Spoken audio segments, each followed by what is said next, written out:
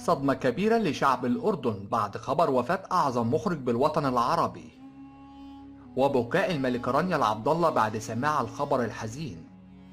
أرجو منكم الدعاء له بالرحمة والمغفرة ويصبر أهله وكل محبينه. تفاصيل مهمة هنعرفها جوه الفيديو. السلام عليكم وأهلا بكم وفيديو جديد. لو بتشوفني لأول مرة ياريت تصلي على النبي عليه الصلاة والسلام، ويلا نبدأ الكلام. ما هو سبب وفاة المخرج السوري هشام الشربتجي؟ أعلن نجل المخرج هشام الشربتجي صباح اليوم عن نبأ هز أركان الدراما السورية والوطن العربي، وأعلن صدمته بوفاة والده صباح اليوم عن عمر 75 عاما.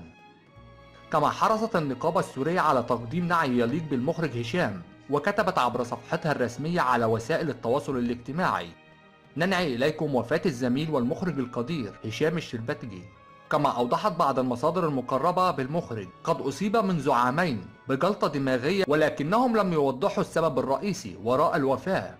كما نعت أيضا ملكة الأردن الملكة رانيا العبد الله خبر الوفاة، وطلبت من الشعب العربي وشعب الأردن بالأخص الدعاء له بالرحمة والمغفرة ويصبر أهله وكل محبينه، وتعازينا لشعب سوريا.